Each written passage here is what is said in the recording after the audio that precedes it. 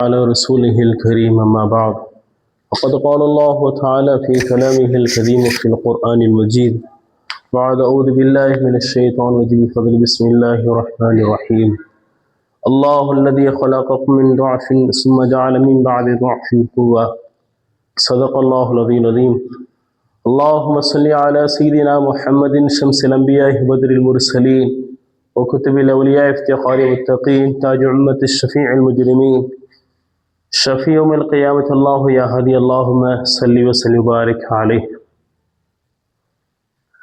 புகழ் அனைத்தும் அல்லாஹ் ஒருவனுக்கு உண்டாவதாக. சாந்தியும் சமாதானமும் இவருக சர்தாரம் பெருமானார் ரசூலே கரீம் ஸல்லல்லாஹு அலைஹி வஸல்லம் அவர்கள் மீதும் அன்னாடு சுவற்றை பின்பற்றி வாழ்ந்து கொண்டிருக்கிற இன்னும் வாழ இருக்கிற அனைவர்கள் மீதும் அல்லாஹுவின் அருளும் அன்பும் என்றென்று உண்டாவதாக. அமீன். அன்பு குறித்தான் அல்லாஹ் நல்லடியார்களே, ஜனவரி 12ஆம் தேதி தேசிய இளைஞர் தினமாக கொண்டாடப்படுகிறது. எனவே இளமையின் வலிமை குறித்து நாம் தெரிந்து கொள்ள வேண்டும். உலகிலே வாழக்கூடிய இஸ்லாமியர்கள் அனைவரும் நோக்கம் எதுவாக இருக்கும் என்று சொன்னால் அல்லாஹின் நேசத்தை பெறுவதும் அல்லாஹின் நெருக்கத்தை பெறுவதுமாகத்தான் இருக்கும். அதை அடிப்படையாக கொண்டு அல்லாஹ் தஆலா நம்முடைய செயல்பாடுகளை எல்லாம் ஆக்கியிருக்கிறான். நான் வியாபாரத்தை எடுத்துக்கொண்டாலும் சரி, பொருளாதாரத்தை எடுத்துக்கொண்டாலும் சரி, வணக்க வழிபாடுகளை எடுத்துக்கொண்டாலும் சரி, எதை எடுத்துக்கொண்டாலும் அதை செய்வதன் மூலமாக, அதை செயல்படுத்தின் மூலமாக, அப்படி வாழ்வதன் மூலமாக நாம் எதை பெற முடியும், எதை நோக்கமாக கொண்டு உலகிலே வாழ்வோம் என்று சொன்னால் அல்லாஹின் நேசத்தை பெறுவதற்காக வேண்டி, அல்லாஹின் நெருக்கத்தை பெறுவதற்காக வேண்டிதான் இந்த வாழ்க்கையை அவன் சொன்னதை கடைபிடித்து வாழ்வோம். அதேதான் அல்லாஹ் தஆலா குர்ஆனில் கூறுவான், ஃபஃபிர்ரு இலல்லாஹ், நீங்கள் இன்னின் பக்கம் விரைந்து வாருங்கள், இன்னின் பக்கம் நெருங்கி வாருங்கள் என்பதாக அல்லாஹ் தஆலா தன் திருமறையில் பேசுவான். அப்படி அவன் பக்கம் நெருங்குவதற்கு, அவன் பக்கம் நெருங்கி செல்ல வேண்டும் என்று சொன்னால் நாம் நன்மைகளை அதிகப்படியாக செய்ய வேண்டும். அவன் சொன்ன செயல்பாடுகளை சரியாக சீராக செய்ய வேண்டும். அப்படி செய்தால் மட்டும்தான் அவருடைய நெருக்கத்தை, அவருடைய நேசத்தை நாம் பெற முடியும். அப்படி பெறுவதற்கு அல்லாஹ் நம் இடத்திலே ஒன்றை வைத்திருக்கிறான். அதை சீராக அனைத்தையும் நாம் செய்ய முடியும், அனைத்து காலகட்டத்திலும் செய்ய முடியும். ஆனால் அதை சரியாக செய்வதற்கு, அதை திடமாக செய்வதற்கு அல்லாஹ் தஆலா ஒன்றை மனித சமூகத்தில் வைத்திருக்கிறான் என்று சொன்னால் அது பருவநிலை தான். இந்த பருவநிலை மூலமாகத்தான் அல்லாஹின் நேசத்தை சரியான முறையிலே பெற முடியும். உலகில் அல்லாஹ் தஆலா 3 பருவநிலை வைத்திருக்கிறான். ஒன்று சிறுவர், இன்னொன்று இளமை, ஒன்று முதுமை என்பதாக.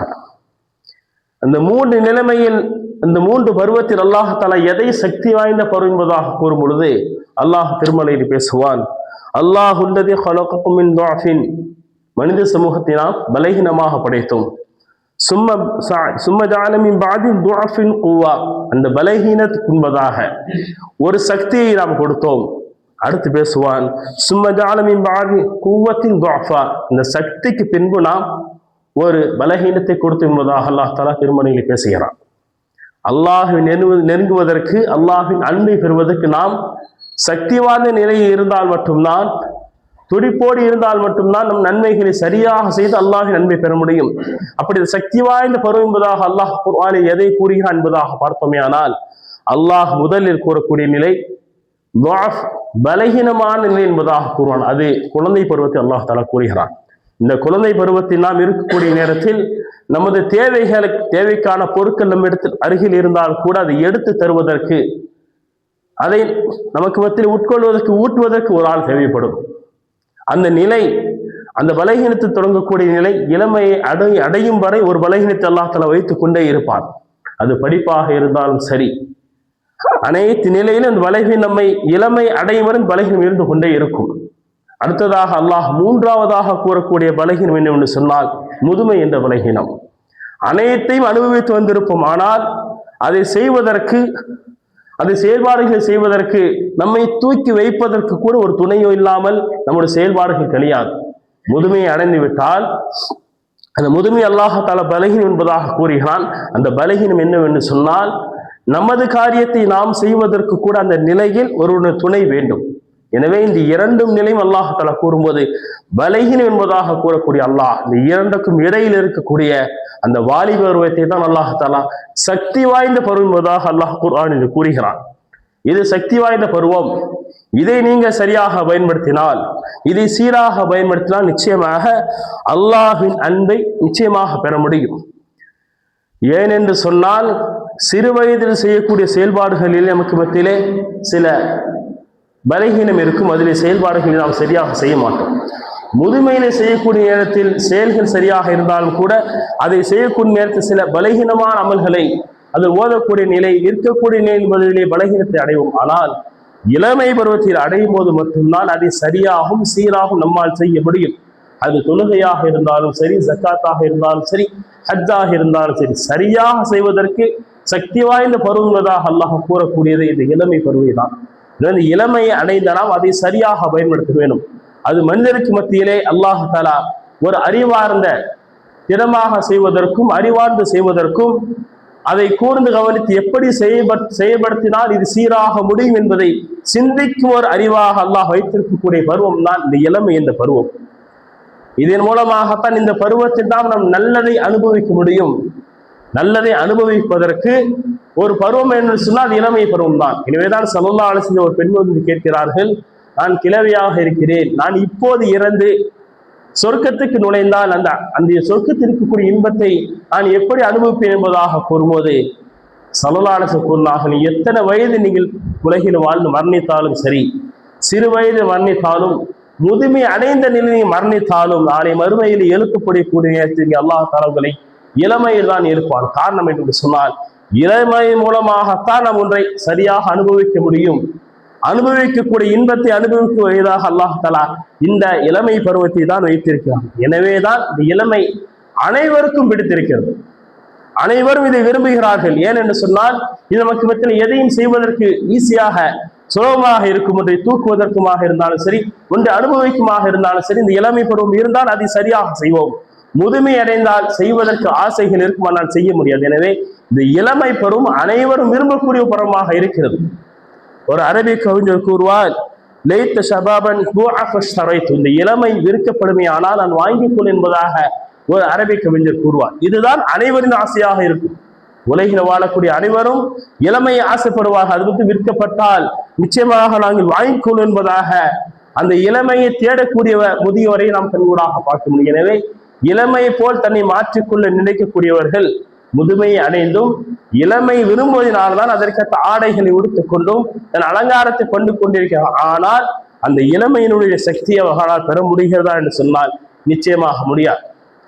அதனால்தான் அல்லாஹ் தஆலா நாளை மறுமையிலே முதுமைக்கு முன்பதாக அல்லாஹ் தஆலா முதல் கேள்வியாக இஸ்லாமிடத்தை கேட்கக்கூடிய கேள்வி என்று சொன்னால், வன் ஷபாபத் ஃபீனா அபலாஊனி, உன் இளமை எவ்வாறாக பயன்படுத்தி என்பதாகத்தான் கேள்வி கேட்பார். உன் இளமையை எவ்வாறாக பயன்படுத்தினாய்? காரணம் என்று சொன்னால் இளமைதான் சக்தி வாய்ந்த பருவமாக அல்லாஹின் பக்கம் நெருக்கத்தை பெறுவதற்கும் நன்மைகள் செய்வதற்கும் தூண்டக்கூடிய பருவமாக இருக்கும். எனவே அல்லாஹ் தஆலா அதை முற்படுத்தி கேட்பான். அப்படியானால் இன்று நாம் இளமை பருவத்தில் இருக்கிறோம், சக்திவான பருவத்தில் இருக்கிறோம், திடமான பருவத்தில் இருக்கிறோம். அல்லாஹ் நேசத்துப்பட்ட செய்திகளை செய்திருக்கிறோமா? செய்யக்கூடிய நிலையை நாம் இருக்கிறோம் என்பதாக சிந்தித்து பார்த்தோம். நிச்சயமாக அல்லாஹ் நல்லடியார்களே, அதை விட்டும் தூரமானவராக இளமையை நாசத்தின் பக்கம் அனுப்பியவராகத்தான் உலகிலே இளைய சமுதாயம், முக்கியமாக இஸ்லாமிய சமூகம் உலகை வாழ்ந்து கொண்டிருக்கிறது. முன் வாழ்ந்த இளைய சமுதாயத்தின் நிலையை நீங்க எடுத்து பார்த்தீர்களானால் அந்த இளமையின் துடிப்பை, அறிவை இஸ்லாத்திற்காக வேண்டியும் இஸ்லாத்தின் வட்டத்திற்குள் வாழ்வதற்காக வேண்டிதான் அவர்கள் அந்த இளமையை பயன்படுத்தினார்கள். ஆனால் இன்று இஸ்லாமியராக வாழ்வதே, இஸ்லாமிய இளைஞர்கள் இஸ்லாத்தில் வாழ்வதே ஒரு கேள்விக்குறியாகத்தான் நின்று கொண்டிருக்கிறது. முன் வாழ்ந்த இஸ்லாமிய சமூகத்தை நாம் பார்க்கலாம். அவர்களுடைய வாழ்க்கை எப்படி வாழ்ந்திருக்கிறார்கள், எப்படி இஸ்லாமிய வட்டத்திற்காக வாழ்வை அமைத்திருக்கா என்பதை முன் சமூகத்தை வாழ்ந்தவர்கள் வரலாற்றை நாம் எடுத்து பார்க்க முடியும். உதாரணமாக சென்ற நூற்றாண்டிலே ரியாத்திலே நடந்த ஒரு சம்பவம். ஒரு மாற்று மத பெண்மணி தன்னுடைய மகனை மதரசாவில் சேர்ப்பதற்காக அழைத்து செல்கிறார். தன் மகனை இஸ்லாத்தில் ஆர்க்க வேண்டும், இஸ்லாமிய கல்வியை கற்றுக்கொள்ள என்பதற்காக மதரசாவில் சேர்ப்பதற்காக செல்கிறார். ஒரு மதரசாவின் ஆசிரியர் கேட்கிறார், நீங்கள் இஸ்லாமிகள் அல்ல, உங்கள் முன்னோர்கள் இஸ்லாமிகள் அல்ல, உன் வம்சாவைகள் எதுவுமே இஸ்லாமிகள் இல்லையே, இந்த மகனை இஸ்லாத்தில் ஆக்க வேண்டும், இஸ்லாமிய கல்வியை கற்றுக்கொள்வதற்காக முனைகின்பதாக கேட்கும்போது அந்த பெண்மணி கூறிய வார்த்தை, என் எதிர் வீட்டில் இருக்கக்கூடிய ஒரு இஸ்லாமிய ஒரு குடும்பம் இருக்கிறது, அந்த குடும்பத்தில் ஒரு இஸ்லாமிய வாலிபன் இருக்கிறான், அவன் இஸ்லாமிய வட்டத்துக்குள் வாழ்கிறான், உலகில் இருக்கக்கூடிய எந்த ஒரு கெட்ட பழக்கம் இடத்துல இல்லை, பெற்றோரின் பேச்சை கேட்டவனாக வாழ்கிறான். எதையும் பெற்றோர் அனுமதியுடன் தான் செய்கிறான். வியாபாரமாக இருந்தாலும் சரி, யாரையும் ஏமாற்றாமல் நடந்து கொள்கிறான். அக்கம் பக்கத்திடம் உறவை மேற்கொள்கிறான். பெரியவரை மதித்தவராக வாழ்கிறான். இப்படி அவன் வாழ்வதற்கு எது அவனுக்கு வழிவகுத்தது என்பதாக நான் பார்த்தேன். அவன் இஸ்லாமிய வட்டத்திற்கு இருப்பதால், இஸ்லாமிய கல்வி கற்றதினால் மட்டும்தான் இந்த இளைஞன் முழுவதுமாக கட்டுப்பட்டு உலகில் நல்லவராக, உலகம் போட்டு நல்லவனாக வாழ்கிறேன். எனவே அந்த நிலை என் மகன் அடைய வேண்டும் என்பதற்காக தான் இஸ்லாத்தை என் மகன் இணைக்க என்பதற்காக அந்த மாற்று மத சகோதரி விரும்புகிறான். இப்படியாக இஸ்லாமிய வட்டத்திற்கு ஒரு இளைஞர் சமுதாயம் வாழ்ந்திருக்கிறது. அதை பார்த்து மாற்று மதத்தவர்கள் கூட என் மகனும் இஸ்லாமிய வட்டத்திற்குள் வாழ என்பதாக விரும்பும் அளவிற்கு அந்த இஸ்லாமிய சமூக இளைஞர்கள் வாழ்ந்திருக்கிறார். அந்த இஸ்லாமிய சமூக இளைஞர்கள் மாற்று மதத்தவர்களை விரும்பும் அளவுக்குமாக இஸ்லாமிய சமூக இளைஞர்களுடைய வாழ்வு இருந்திருக்கிறது. ஏன்? ஸ்பெயினுடைய ஆட்சி காலத்தை எடுத்துக்கொள்ளலாம். ஸ்பெயின் 800 ஆண்டு காலம் ஆட்சி செய்திருக்கிறோம். ஸ்பெயினை 800 ஆண்டு காலம் ஆட்சி செய்திருக்கிறோம். அதை வெற்றி கொண்ட நிலை என்பதாக பார்த்தோமே. ஆனால் வெற்றி பெறுவதற்காக வேண்டி 30 வயதுக்கு முற்பட்டவர்கள் தான், 30 வயதுக்கு உட்பட்ட இஸ்லாமிய சமூகம் தான் தன் தளபதியை கொண்டு ஸ்பெயினை வெற்றி பெறுகிறது. அந்த போர் தளபதியாக இருந்தவர் ஜியாத் என்று சொல்லக்கூடிய ஒரு நபர் தான். 17 வயதில் இருக்கக்கூடியவர் தான் அந்த போருக்கு தளபதியாக இருந்து ஸ்பெயினை வெற்றி கொள்கிறார். அந்த படையை பார்த்து யூத ஆசிரியர் கூறுகிறார், நஸலபி அருதினான் கௌமுன், எங்களிடத்திலே ஸ்பெயினை வெற்றி கொள்வதற்கு ஒரு இஸ்லாமிய படை வந்தது. அந்த இஸ்லாமிய படை எப்படி இருந்தது என்று சொன்னால், லா அதில் எங்களுக்கு தெரியவில்லை. ஹும் அமத்தும் இனசம், அவர்கள் வானிலிருந்து இறங்கினார்களா? ஹம் தும் மினல் அர்த், இல்லை பூமியிலிருந்து முளைத்தார்களா என்று தெரியவில்லை. அந்த அளவுக்கு அவர்கள் சக்தி வாய்ந்தவராக இருந்தார்கள். காரணம் என்னவென்று சொன்னால், அந்த உலகிலே வாழ்ந்த பூமியை வாழக்கூடிய நபரிடத்தில் இருக்கக்கூடிய எந்த ஒரு கெட்ட பழக்கம் அவரிடத்தில் இல்லை என்பதாக கூறுகிறார். யூத ஆசிரியர் கூற வார்த்தை, ஒன்று அவர்கள் வானிலிருந்து இறங்கியிருக்க வேண்டும், இல்லை என்று சொன்னால் அவர்கள் பூமியிலிருந்து முளைத்திருக்க வேண்டும். இவர்கள் வந்ததுனால, இவர்கள் இளமை சமுதாயம் இந்த தலைமையில் இருந்ததின் காரணமாகத்தான், எந்த ஒரு கெட்ட பழக்கம் இல்லாததன் காரணமாகத்தான் நாங்கள் ஸ்பெயினை இழந்தோம் என்பதாக ஒரு யூதாசிரியர் கூடும் அளவுக்கு தான் அவருடைய முன்வாண்டு இளமை சமுதாயத்தினுடைய இளமை இருந்திருக்கிறது. ஏன்? ரோமானிய அரசு வெற்றி பெற்றதை நாம் பார்க்க முடியும். காலிது வலி என்று சொல்லக்கூடிய சஹாபி வெறும் 3000 பேரை கொண்டு சென்று 1,00,000 பேரை வெற்றி பெறுகிறார். வெறும் 3000 நபர்களை கொண்டு போருக்காக அழைத்து சென்று 1,00,000 கணக்கில் மக்கள் இருக்கிறார்கள். அனைவரையும் வெற்றி பெற்று வருகிறார். காலை ஆரம்பித்த போர் மாலையில் முடிவடைகிறது.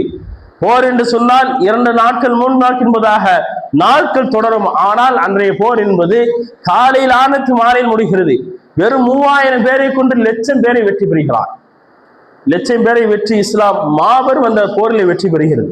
வெற்றி பெற்றது என்பதாக எதிர்ப்படைகள் தோல்வி அடைந்தவராக ரோமானிய அரசரிடம் செல்லும் போது, ரோமானிய மன்னர் போரில் தோல்வியுற்று வந்த தன் தலைமையிடத்தில் கேட்கிறார், நஹ்னு அக்ஸர் அததன் அம்ஹும், யாரிடத்திலே அதிகப்படியான ஆட்கள் இருந்தா என்பதாக கேட்கிறார். போரிலே போர் செய்யக்கூடியவர்களிடத்திலே யாரிடத்திலே கூட்டம் அதிகமாக இருந்தது என்பதாக கேட்கும் தளபதி கூறினார், நம்மிடத்தில் தான் அதிகமாக இருந்தது. மன்ஹும் அக்ஸருஹும் சலாஹன் அன்ஹும், யாரிடத்திலே ஆயுதங்கள் அதிகமாக இருந்தது என்பதாக கேட்கிறார். அதற்கும் நம்மிடத்தில் தான் அதிகமாக இருந்ததாக கூறும்போது, அப்படியானால் நாம் ஏன் தோல்வியுற்றோம்? நபரிடத்திலேயும் சரி, நம்மிடத்தில் தான் அதிகமான நபர்கள் இருக்கிறார்கள். லட்சக்கணக்கில் மக்கள் இருந்திருக்கிறார்கள். ஆயுதமும் நம்ம இடத்தில் அதிகப்படியாக இருந்திருக்கிறது. அப்படி இருக்கக்கூடிய நேரத்தில் நாம் ஏன் தோல்வியுற்றோம் என்பதாக கேட்கிறார். நம்ம இடத்தில் இருந்தது அவரிடத்தில் இல்லாதது எது நம்ம இடத்தில் இருந்தது என்பதாக கேட்கும் போது தளபதி பதில் தெரியாததாக இருக்கக்கூடிய நேரத்தில் அந்த சபையிலேயே இருந்த ஒரு முதுமை அடைந்த ஒரு பெரியவர் பதில் கூறுகிறார்.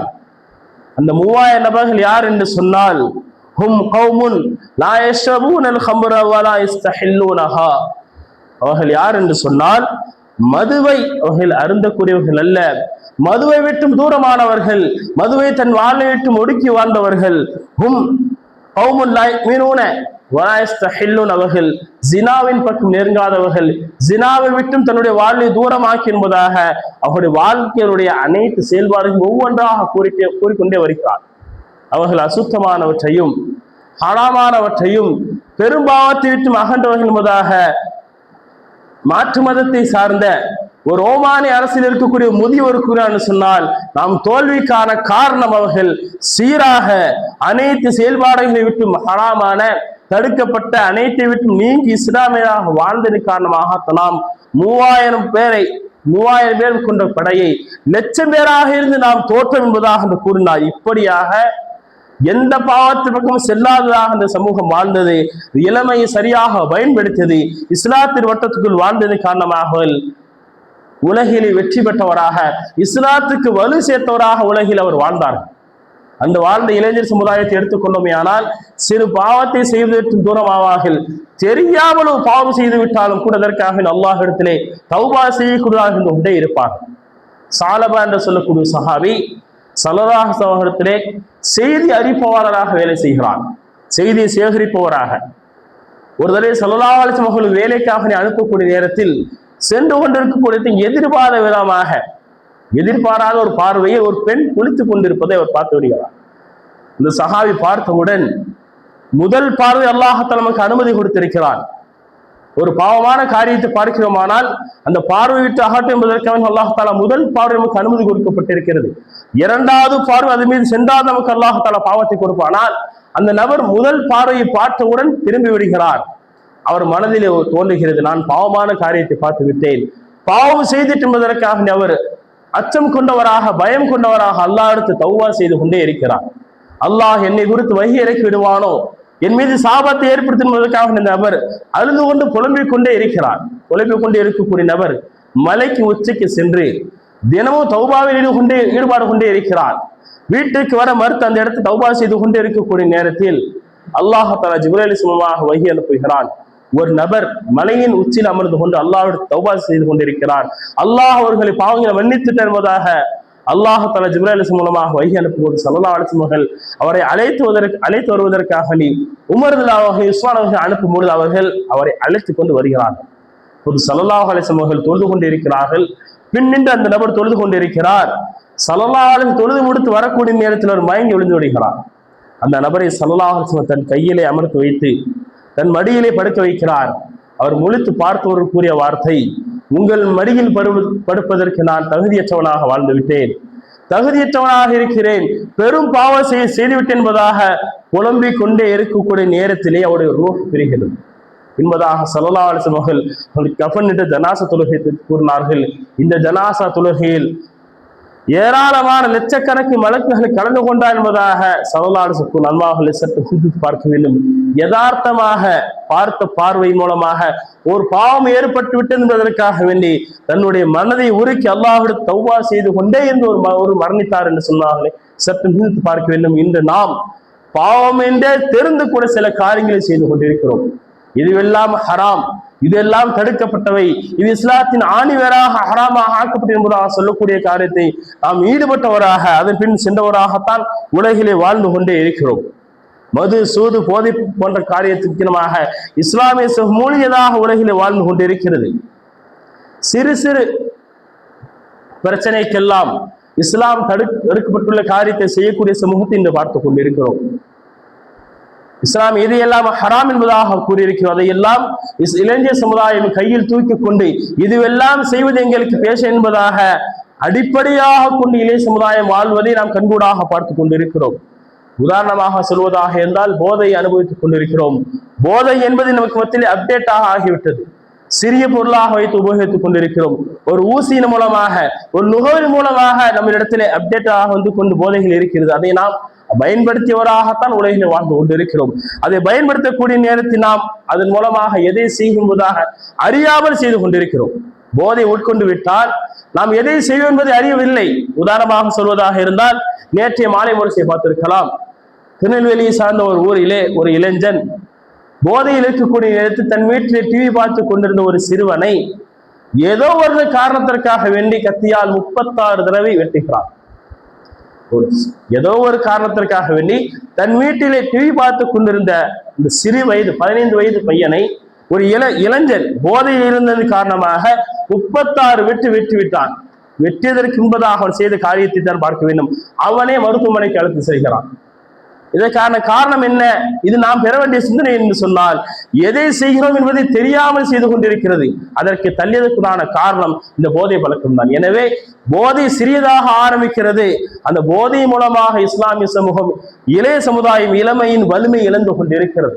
முன்பெல்லாம் ஊருக்கு ஒரு மையத்தை பார்க்கலாம். ஆனால் இன்று ஊர் முழுவதுமாக நம்ம கண்களில் ஒன்று காட்சி தரும் என்று சொன்னால் கருத்தரித்தல் மையங்கள் கண்கூடாக பார்த்து கொண்டிருக்கிறோம். முன்பெல்லாம் மாவட்டத்திற்கு தமிழ்நாட்டுக்கு ஒன்றிருப்பதாக இருந்தது. ஆனால் ஒரு ஊருக்கு ஒரு 5 கிலோமீட்டருக்கு ஒன்றிருப்பதாக நாம் பார்த்து கொண்டிருக்கிறோம். அதுவெல்லாம் அதிகரிப்புக்கான காரணம் என்பதாக சற்று சிந்தித்து பார்த்தால் நிச்சயமாக இந்த போதை பழக்கம் தான் என்பதாக மருத்துவர்கள் கூறுகிறார்கள். அங்கு செல்லக்கூடிய 50% மேற்பட்டவர்கள் யார் என்று சொன்னால் ஆண்களாகத்தான் இருக்கிறார்கள். அங்கு வருவதற்குறான காரணம் என்னென்று சொன்னால், போதை பழக்கத்தை உட்கொள்வதன் மூலமாக அவர்கள் தன்னுடைய நுத்துஃபாக்கள் மீண்டும் சக்தி இழக்கிறது, தன் நுத்துஃபாக்கள் ஆற்றலை இழக்கிறது. அந்த ஆற்றலை இழப்பதற்குண்டான முக்கியமான காரணமாக அமைது இந்த போதை தான் என்பதாக மருத்துவர்கள் இப்படியாக நம்முடைய வாழ்வை அளிக்கக்கூடிய, நம்முடைய சந்ததிகளை அளிக்கக்கூடிய, இளமையை ஒழித்து கட்டக்கூடிய, இளமையின் வலிமையை போட்டு ஒழிக்கக்கூடிய சிறு சிறு காரியமாக நாம் போதை பழக்கத்தை உட்கொண்டு இன்று நாம் எதை செய்கிறோம் என்பதாக செய்யும் அளவுக்கு இஸ்லாமிய சமூக மக்களும் சென்று கொண்டிருக்கின்றனர்களே சற்று பார்க்க முடியும். அல்லாஹ் தஆலா குர்ஆனிலே குகைவாசி என்பதாக ஒரு சம்பவத்தை பேசுவான். சூரத்துல் கஹ்ஃபிலே அவர்கள் குகைக்கு சென்றதுக்குறான காரணம் என்பதாக பாருங்களேன். அவர்கள் ஏன் குகைக்கு சென்றார்கள்? 3 நபர்கள் குகைக்கு சென்றதாக குர்ஆன் வரலாறு பேசும். அந்த 3 நபர்கள் குகைக்கு சென்றதுக்குறான காரணம் என்ன என்பதாக பார்த்தோமே ஆனால், இஸ்லாமியனாக வாழ்வதை தடுத்ததன் காரணமாக, இஸ்லாமிய வட்டத்திற்கு வாழ்வதை இவர்கள் தடுத்து விடுவார் என்பதற்காக விடுத்து அவர்கள் ஊரை விட்டு ஒதுங்கி வண்ணமாக குகைக்கு பூந்தார்கள். அப்படியாக நாம் வாழ வேண்டும் உலகிலே. இஸ்லாமிய வட்டத்துக்கு வாழ்வதை நம்ம ஒன்று தடுக்கும் என்று சொன்னால், போதை இஸ்லாம் ஹராமாக்கி இருக்கிறது. அதை ஆகமாக்குவதாக நண்பன் கூட இருந்தால், உறவினர் கூட இருந்தால், சமூக நம்மை பயணித்தது என்று சொன்னால், இதுவெல்லாம் எனக்கு தேவையில்லை என்பதாக நாமும் குகைக்கு செல்லும் அளவிற்காக வேண்டி தூரமாக வேண்டும். ஏன் என்று சொன்னால், இஸ்லாமிய வட்டத்துக்கு வாழக்கூடிய நேரத்தில் அல்லாஹ் தஆலாவின் நெருக்கத்தை பெற முடியும்.